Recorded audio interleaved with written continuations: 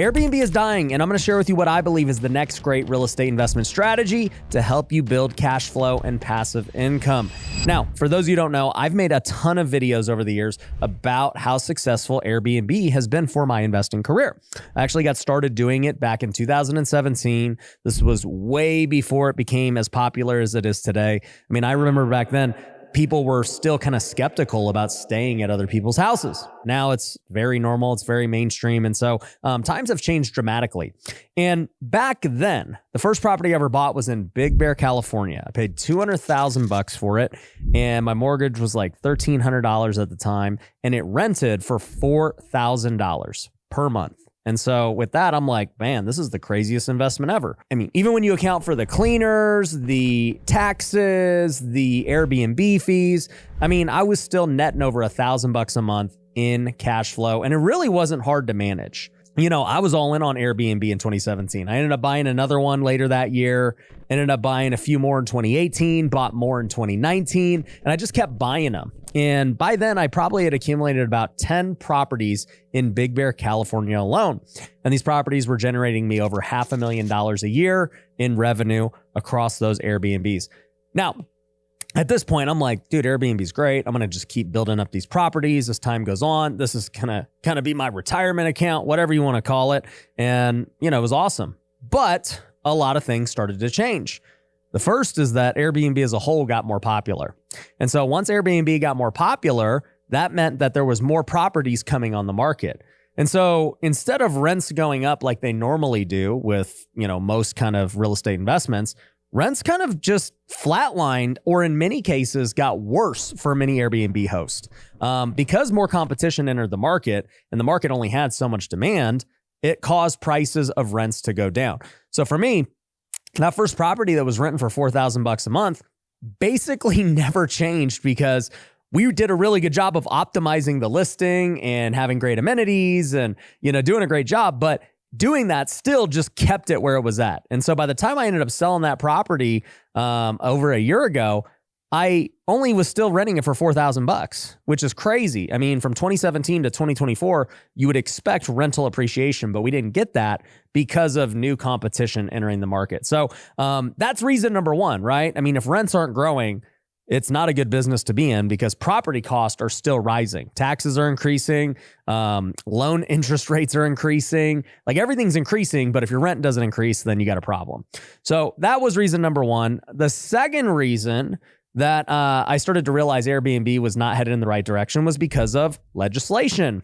And so in most cities, Airbnb is not looked highly upon. I mean, here in Las Vegas, where I'm at, the casinos run this town. And so they want people to stay on the strip. And so for me, having an Airbnb out here is really difficult. In fact, it's almost illegal in almost every place you go. So if you're trying to stay in an Airbnb in Vegas, odds are it might not be legal. They definitely do have some legal ones, but it's very difficult to do. So, you know, Airbnb is this tough thing in a lot of cities. Big Bear, California, where I was building my portfolio, they ended up passing a law that said that you as an investor could only have one property on Airbnb.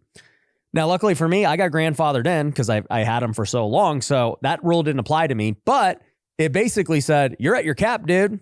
You cannot add any more Airbnbs to your portfolio. You're maxed out where you're at.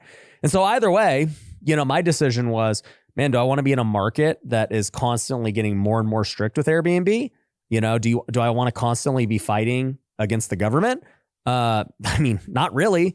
You know, I've been in plenty of lawsuits in my life. The last thing I want to do is just constantly fight against something that is against me. So, legislation has not been kind to Airbnb in most places.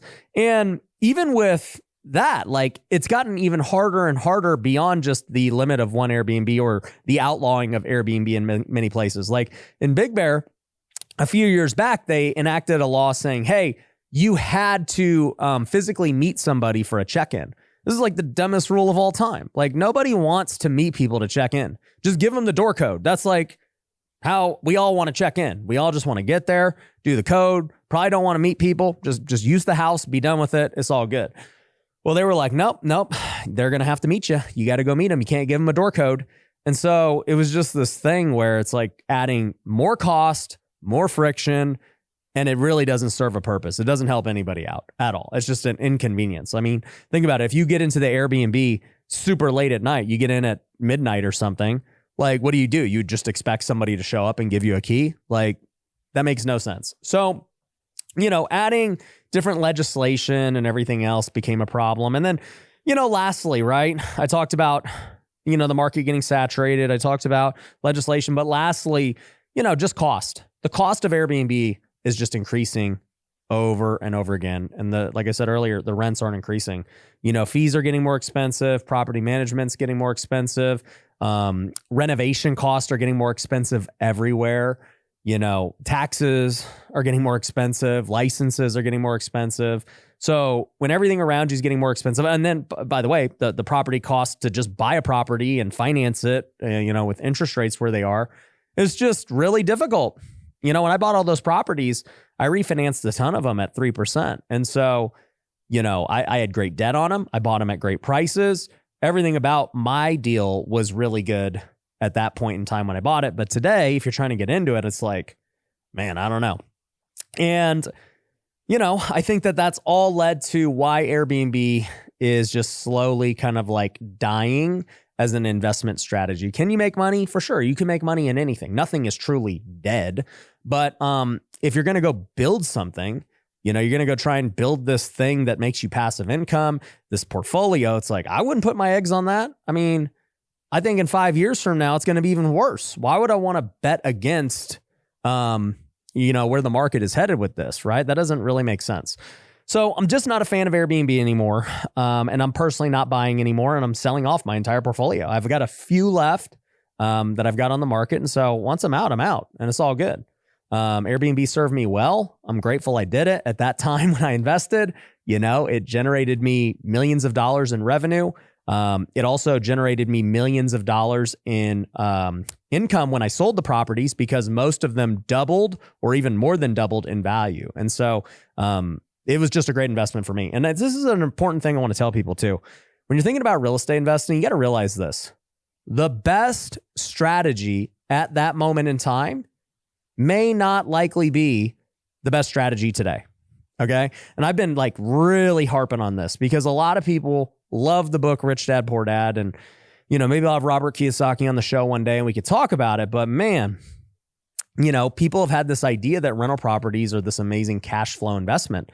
And they're just not. They're just not today. I think we're entering a world where people don't look at rentals anymore for cash flow. I think we're looking at a world where people look at rentals for what they are. They're piggy banks. That's what I call them.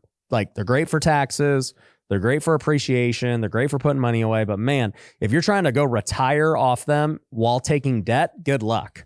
Yeah, they can cash flow if you buy them all cash or you get them super, not leveraged. You put a huge down payment. But at that point, it's like, your cash on cash return is not going to be very high. So, there are other things you could do that give you a way higher cash on cash, which I'll talk about here in a sec. But, I just kind of look at these old school ideas when I got back in the business in 2010, or not back in the business, when I first got started in the business in 2010, prices were $100,000 for a home here in Las Vegas. And it's like, well, yeah, if prices are $100,000 here in Vegas, your mortgage back then would have been like $500. The rent was like $1,200. There's this huge delta to make great cash flow. And those properties were so underpriced that, yeah, you hold them today, they're worth $500K. So yeah, that was the right strategy back in 2010 and, for a period of time. I mean, I remember when I first started like really getting serious into real estate investing, 2014, 2015, Bigger Pockets, which I love. I love the podcast, great company. Who helped me get started in this business. But back then the rule was if the property sold for $100,000, it had to rent for $2,000.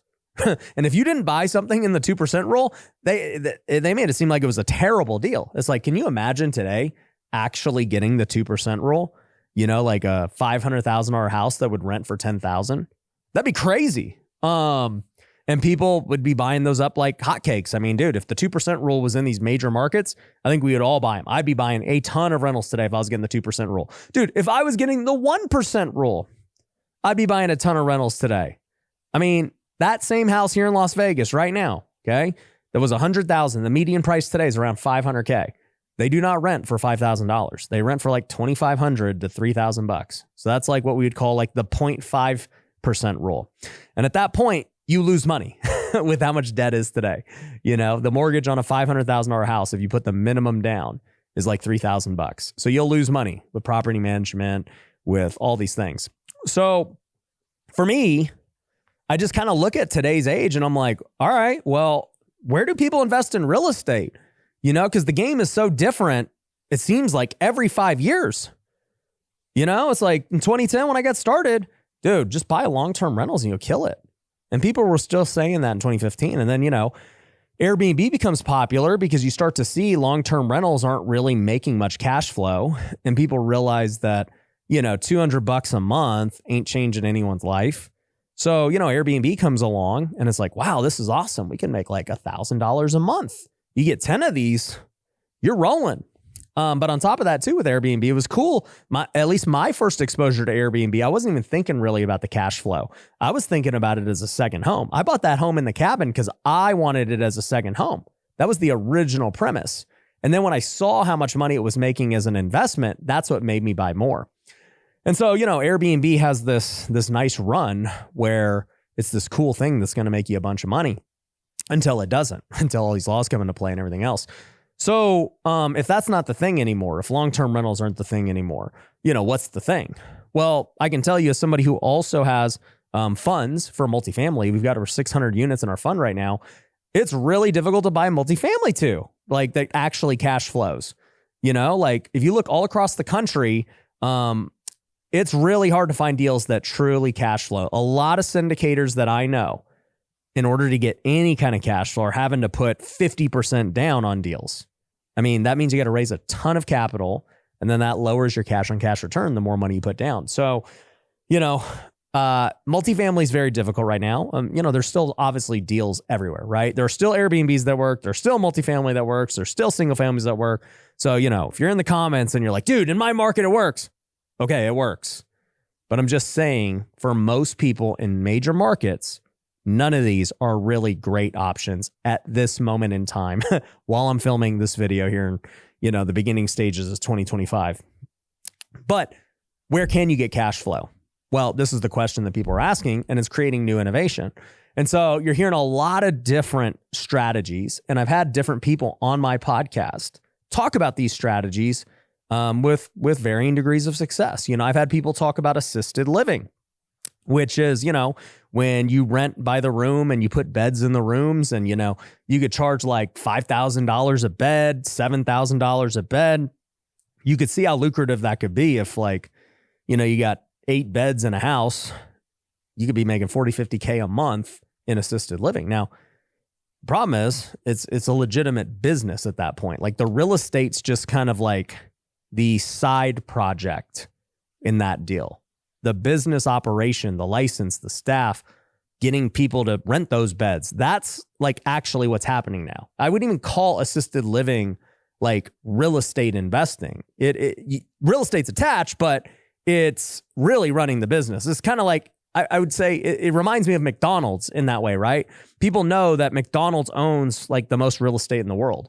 And real estate is clearly what makes McDonald's valuable because they own so much real estate, but the business is the only reason they can have the real estate. If the business fails, McDonald's has no real estate, right? If they can't create systems and sell franchises and keep innovating and making burgers and marketing and being the brand that McDonald's is today, there is no real estate. And so that's the same thing with assisted living. It's like the business comes first. The real estate's really secondary to it all, even though that's maybe where all the money's going to get made eventually. So it's like one thing has to do really good for the other to succeed. Whereas, you know, the old forms of real estate investing, it was like, man, I mean, I buy a good piece of real estate. Somebody's going to rent this out. There's not a ton of business to it. You just get a tenant and just let them do their thing. So assisted living, I've heard, you know, good things about. I've had people on talking about college rentals. You know, it's the same kind of concept, rent by the room. I've heard people talk about just rent by the room, house hacking, right? That's gotten popular over the years. It's like, okay, well, we'll rent by the room. People talk about insurance rentals. You know, I had a podcast go viral for insurance rentals. And it's like, that's when, an insurance places somebody, at this point in time, right? You've had the California fires earlier this year, and a lot of those people are displaced. And so if they had certain insurance, that company would place them, in a rental. And that insurance company is going to go pay a ton of money for that rental. Another one I hear people talking about, Section 8, right? Section 8's been around forever. So that one's not really a new innovation. It's been around forever. But it has pros and cons as well.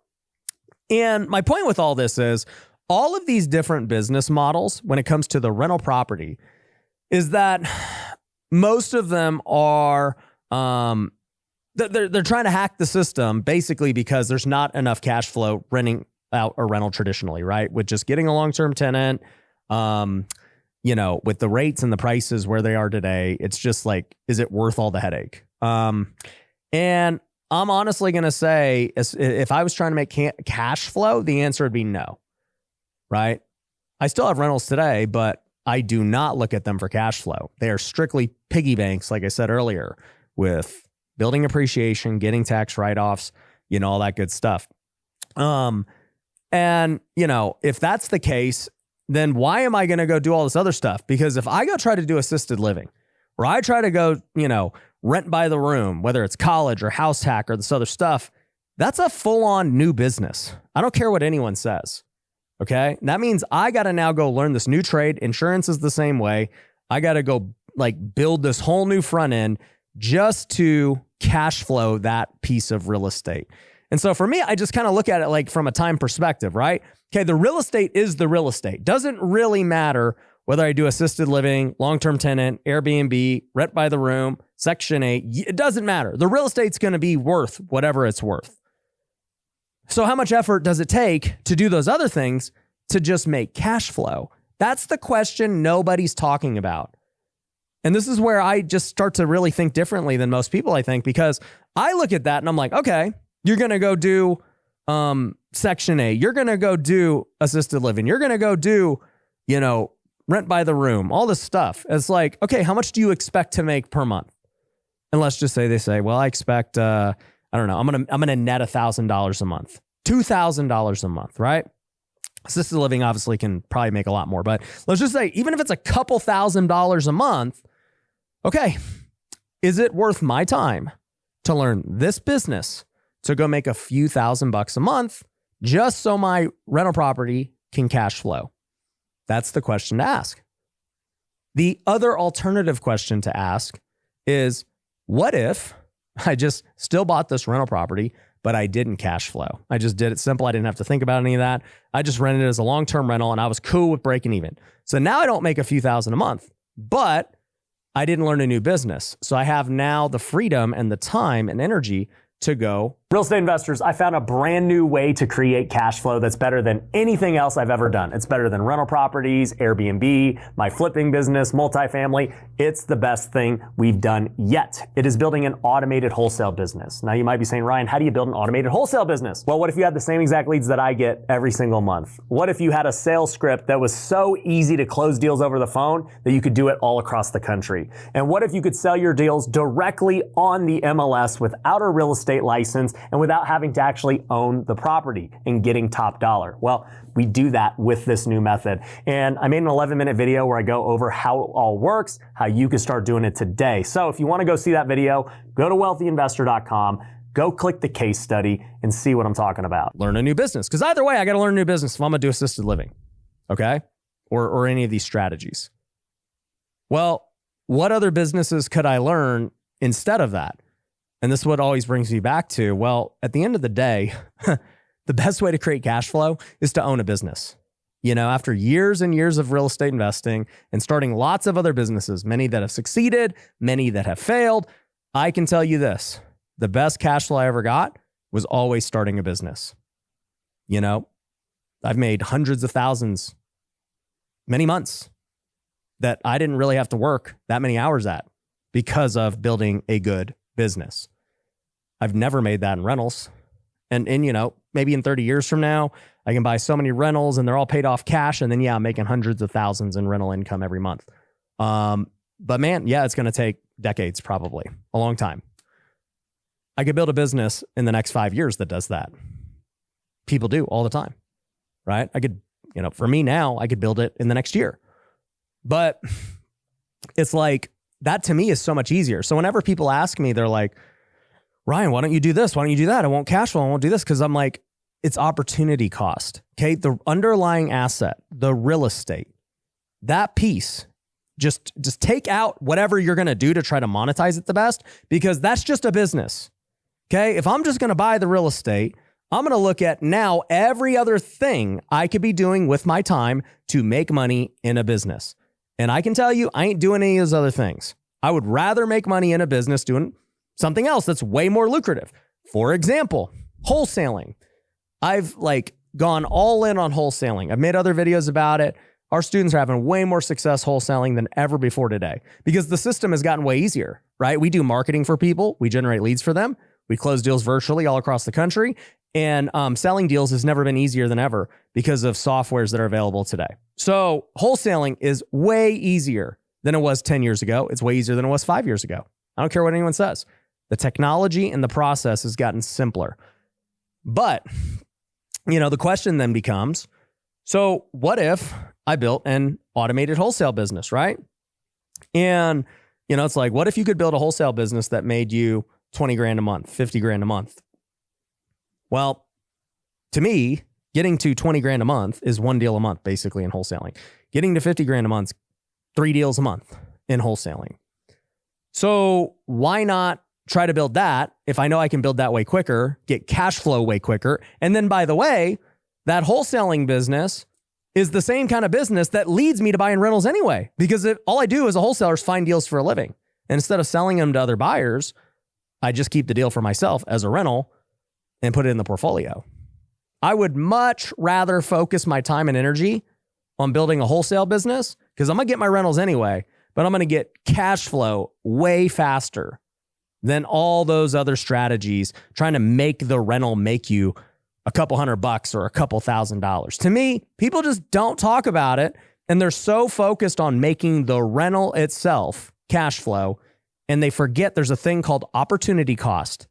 And there's way better opportunities out there in the world to go make you way more than beating your head trying to get licenses, trying to go deal with Section 8 tenants, trying to rent by the room to people who can't afford a property. So that's why they rent by the room. Like, dude, ain't for me. You ain't going to ever catch me trying to go mess around doing that stuff. I'm going to just focus on building businesses that are far easier to build. I'll make my cash flow from the businesses. I'll delegate it out, hire people so that the business can make money without me.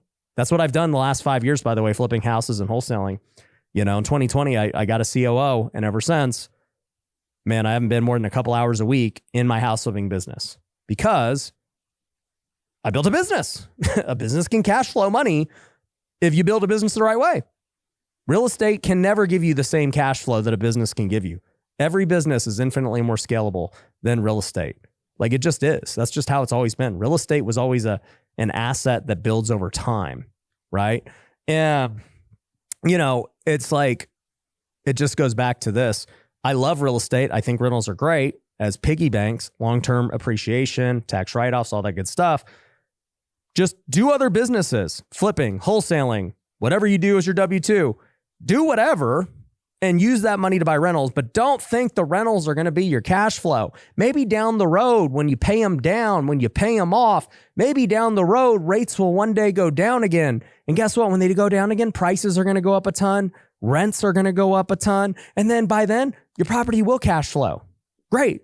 But man, trying to just search far and wide to find the golden goose of cash flow when it comes to rental properties, I just think is looking at it the wrong way. And I'm not here to hate on those strategies because they can work. But my point is, are they the best things, that you should focus on if you're trying to make cash flow today? And the answer would be no. They're just not. Like, you can make way more cash flow today, wholesaling, flipping a house, than you will doing those today. Okay? And then you can still buy rentals and build long-term wealth too. It's the same way I think it even with McDonald's and all these other things that like real estate's attached to it. I would much rather own a McDonald's in the building that McDonald's occupies than I would owning a Section 8 home or a co-living home or whatever. Like I would, right? It's just better to own the business on top of the real estate. And that actually, by the way, you asked me, you didn't ask me, but I said I would reveal to you what I think is the thing. I think the number one thing is getting a business and getting cash flow that way, wholesaling particularly, and then buying rentals. But if you were to ask me, Ryan, what's your long-term plan for building like a rental portfolio and cash flow? If I was to go pick a strategy and attach it to real estate, I think it would be something along the lines of building businesses that require real estate, just like the same way McDonald's does it. McDonald's business requires them to buy real estate to run the business.